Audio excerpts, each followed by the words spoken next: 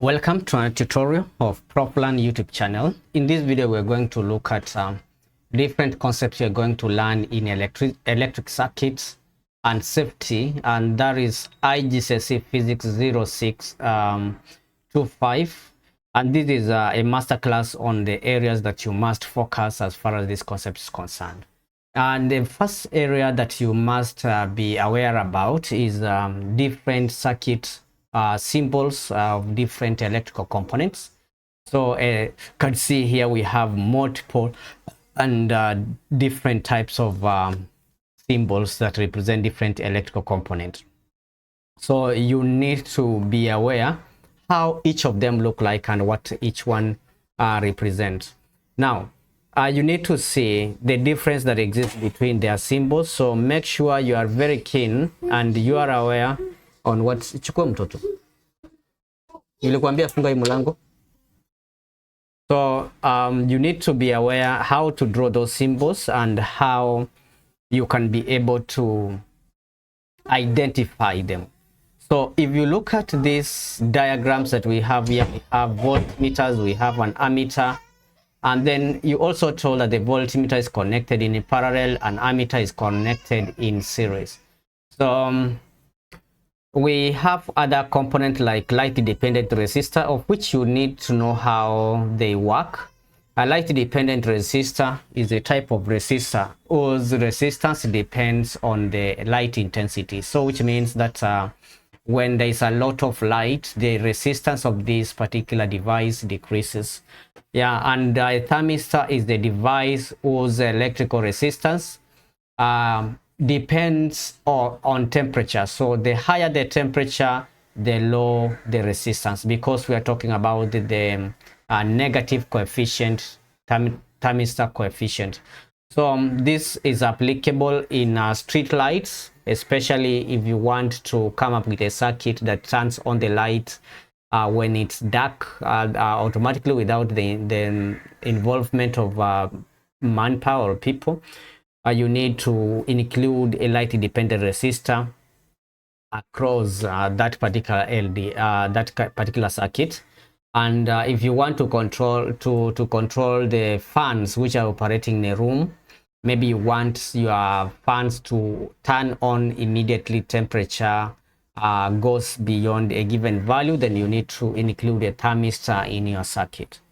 And you need to know also how the graph behaves. And then we are talking about a diode. We need to mention that a diode is a type of device that allows current to flow only in one direction. So when a diode is connected in forward bias, it means it's going to allow current to pass through. So you can see now the arrow here indicates in which direction current should pass. Then this wall here indicates that current cannot pass or go the other way around. So you can see now the second diagram here, we have a diode connected in reverse bias. So meaning when current tries to move this way, it's going to meet a barrier and that current cannot be able to flow. So a diode, you need to know that is a device that allows current to flow in one direction. And then you need to understand the how circuit can be connected in series or can be connected in parallel. So for instance, here we have a series circuit. We have a lamp and another lamp here. Then it means that you need to understand different rules which are involved, rules which work with series circuits. One of the rules that you must understand is that current is the same everywhere. All the components will be having the same current. For a series circuit, all the components do have the same amount of current. So what does that mean? That means that if you connect an ammeter somewhere here, this ammeter, if suppose the current that is getting here is 3 amperes, so if this current that is getting is 3 amperes, the current passing through this ammeter will be 3 amperes. Current passing through this point will be 3 amperes, and current going through this end is also 3 amperes. So in a series circuit, current is the same everywhere.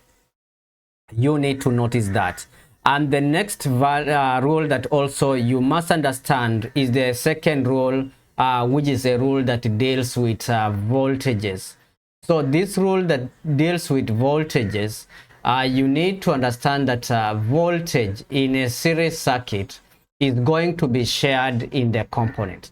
Now, for instance, if this was basically 10 volts, if this battery was supplying 10 volts, and if these two bulbs have the same resistance, then it means they are going to share the voltage in equal measure. So meaning this is going to be 5 volts, this will be 5 volts, and this is going to be also 5 volts if they have the same resistance.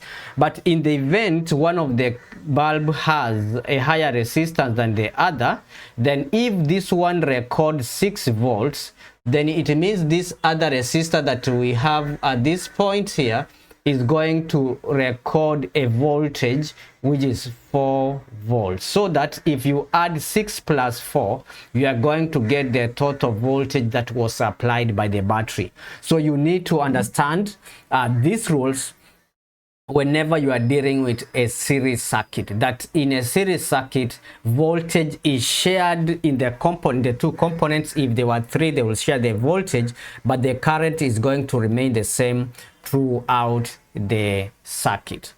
And also, when resistors are connected in series, the total resistance, of course, is going to be R1 plus what? R2.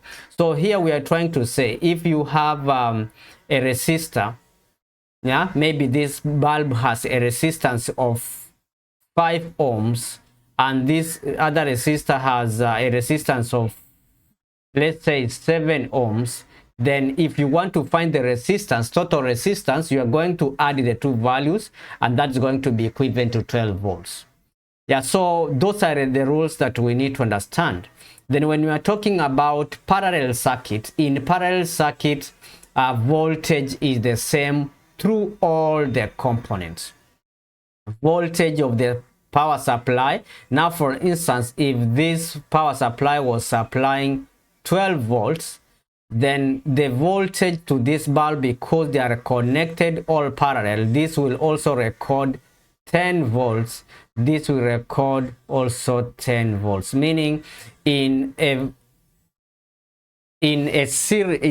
parallel circuit, voltage is the same in all components, but current is going to be shared, and the current is going to split at the junction. So for instance, if we are saying that this is 3 amperes, and suppose the current we have down here is 2 amperes, then it goes without saying that the current that is going to go up here is going to be 1 ampere. So when those currents flow there, they are going to join up. These currents are going to join up to 2 amperes and 1 ampere, and the current that we're going to have here is going to be 3 amperes. So which means that current at the junction is going to split, and the current is going to split based on the resistance. If there is high resistance on this section, less current is going to flow. If there is low resistance, more current is going to flow through this branch that we are having here. So rule number 1, voltage is the same. So V1, V2 should be equal to V, which was the voltage that was supplied. So you need to understand those rules as far as circuit connection is concerned. And for resistors, when they are arranged in parallel, the total resistance, R total, if you have to resistors in parallel, is going to be 1. If you are going to have resistor in parallel, you are going to say R1 plus 1 over R2, and then you put everything to negative R. That is in the event you have 2 resistors or more which are connected in parallel. To get the total effective resistance, you are going to say, if this is R1 and this is R2, then you are going to say 1 over R1 plus 1 over R2. Then you are going to get inverse of that to get the value. Then now the formula that you need to understand, this is the toolkit of current electricity formulas that you must know. And in this case, you need to know formulas that involves Ohm's law, whereby we have voltage is equals to current times resistance, which is basically this formula here. This is a triangle. V is equals to IR. So if you want to find R, you'll cover R, then R will be V over I. If you want to find I, it will be V over R. So these are the formulas ideally you must know as far as electricity is concerned. These formulas are very important. And remember, current is measured in amperes, voltage is measured in volts, and resistance should be given in ohms. In the event you have kilo in physics, kilo means 1,000. You are going to multiply the value by 1,000. Mega, you multiply by 1 million. If you are given a question and it has mega, you need to multiply the whatever value you have by 1 million, and so on. Power is given by current times voltage. Power also can be given by current squared times R, because we know that V is equals to IR from this equation. So meaning that if you replace V with IR here, then you will be half I times I becomes I squared R, right? And the combined resistance, for total resistance, you can say 1 over R total over 1 over R1 plus 1 over R2. But whenever you are using this formula, eventually remember to find the reciprocal, or just get it direct by saying 1 over R1 plus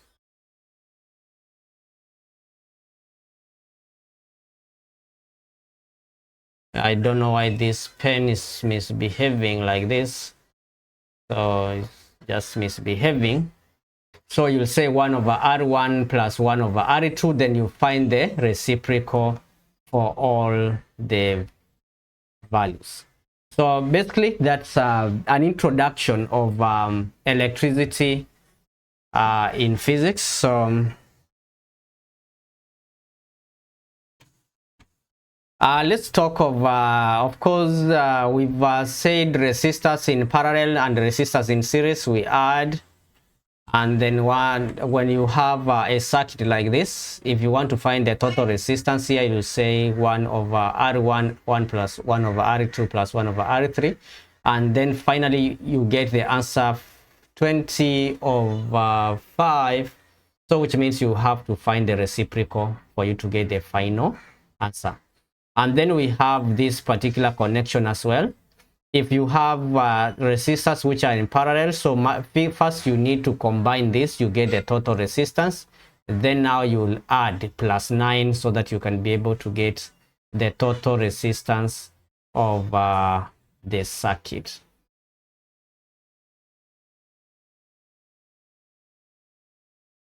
Yeah, so